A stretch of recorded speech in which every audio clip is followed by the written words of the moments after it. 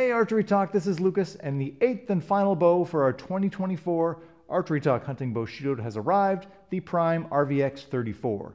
If you were watching last year, you might have noticed that the Prime REVEX 34 won my Hunting Bow of the Year.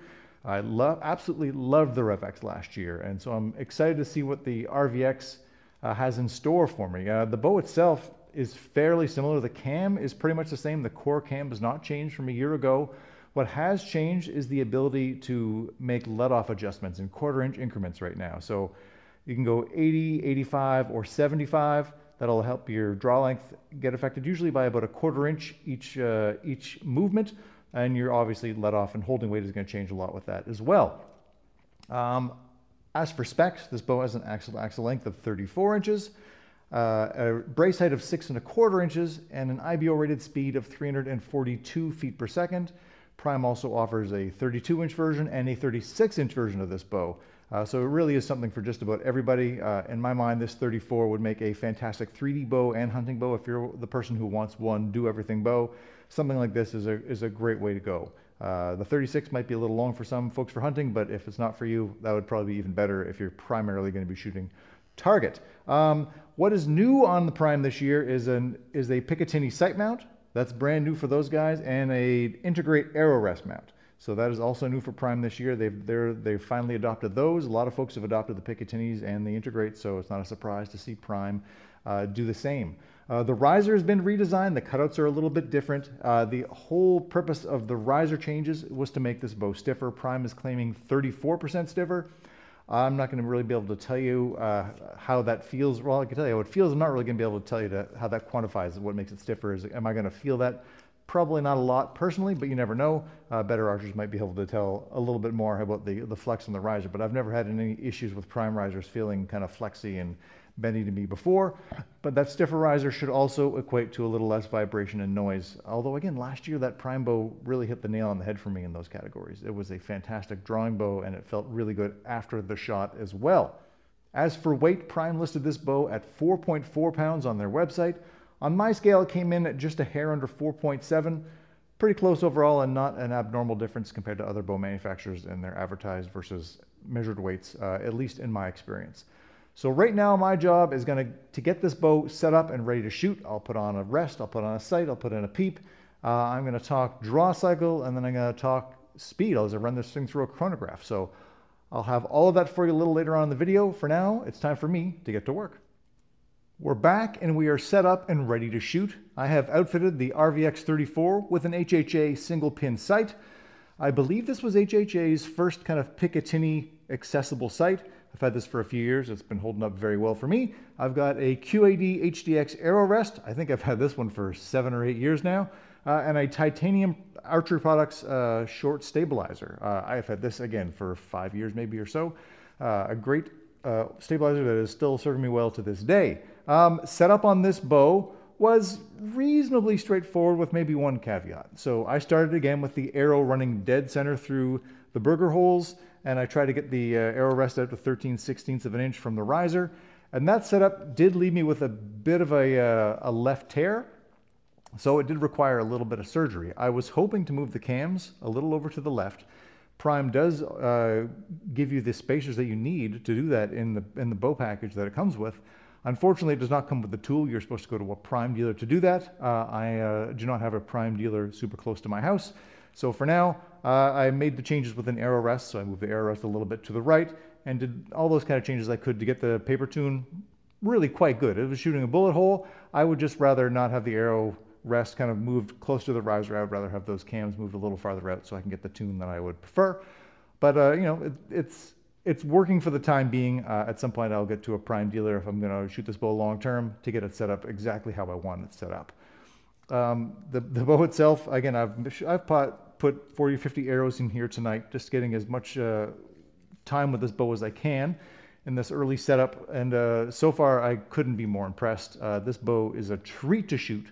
So much so that I shot a video just a few minutes ago to walk you through the process of the draw cycle and kind of show you what I like about this bow with the draw and how it feels after the shot. So let's cut to that right now. I can say with confidence that the RVX 34 is easily among the nicest drawing bows I've got in this year. Buttery smooth. You would never guess this was a 70-pound bow. It is surprising to me. It feels great. It's easy to let down. It's an absolute winner of a bow. Now, I have shot 8 different hunting bows this year. I've not shot them all together, so I can't go and say this is the best one, because some of the ones from early this year were absolutely fantastic, and I will very much look forward to shooting them back to back to back to really see which one I like the best. But this is an absolute contender for a favorite draw cycle of the year. It's a peach. God, it is. There's like the wall, so the valley kind of starts right here. You got like another 2 inches of draw. Smooth. There's no dump into the valley. There's not a big hump to get over. It's just really smooth. And listen to how quiet this is. There was, once upon a time, there were some Prime bows that maybe were a little louder and more vibration heavy than some of the other bows I got to test in prior years, but no more. This thing is an absolute treat. You know, again, I've got this set up at 70 pounds, 30 inches of draw. It feels, I would not be surprised if you told me this bow was 65 pounds, like, and if I didn't measure it myself on the scale. God, it is so smooth.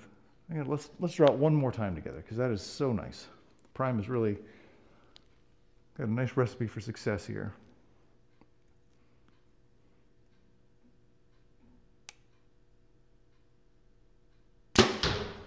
And again, as quiet as anything I've shot this year. They've put together a really nice package. I'm very curious how this thing is going to test for speed. I'm going to go set up my chronograph right now, shoot this with 2 different arrows, and we're going to kind of figure out what that's like. I have a feeling this is not going to be super close to its rated speed. If it is, I'll fully admit that I was wrong, but it feels too easy. You can't hide speed, and this draw is too freaking nice for it to be as fast as it's claiming to be. But let's go find out. So as I mentioned in that video, I ran straight to the chronograph next to see how fast this bow shoots through the chrono. So I have this bow, as I mentioned, set up at 30 inches, 70 pounds, and I shot a 350 grain arrow and a 455 grain arrow. That lighter arrow saw an average of 324 feet per second, and again 324 feet per second when I shot that arrow one more time. With the heavier 454 grain arrow, we saw 287 feet per second, and again 287 feet per second.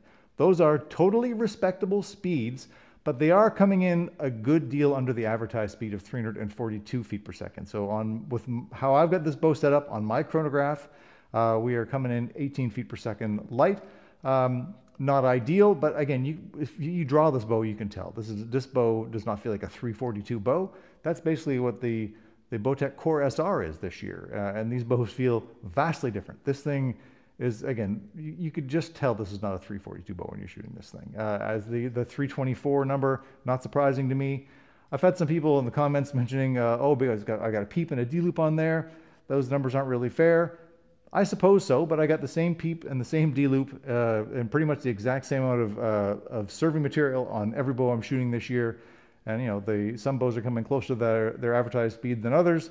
It's just what it is. Every chronograph is going to be different, so a different chronograph might be reading these bows a little different than mine is, but that's what I got. It's math. I can't change it. That's what I got. And also, everyone shoots with a peep and a D-loop. That's why I shoot with those as well. So take that, what I say, with a grain of salt. You know, ultimately, with this, how the speed matters is really up to you. For me, 324 and 287, fantastic. That 287 specifically with a 454 grain arrow, that's really almost exactly what I want my hunting bow to be shooting, just because that's how I like broadheads flying at around that speed. I get a little over, closer to 300 feet a second with a heavier arrow. I just don't love how the arrows fly for me with broadheads. But again, that's personal preference. Your mileage will vary. Bottom line, that RVX 34 is a peach of a bow to shoot. I would highly suggest you get to your Prime dealer if you've got one near you and take one for a spin just to see what that draw cycle feels like. And I also really can't wait to see how this bow stacks up to all the other bows when I put them all together in the speed test and then the draw cycle video. I'll be doing all of that in the coming weeks. Stay tuned to Archery Talk. Thank you so much for watching. Please do like, share, and subscribe. It helps the channel an awful lot, and we'll see you soon.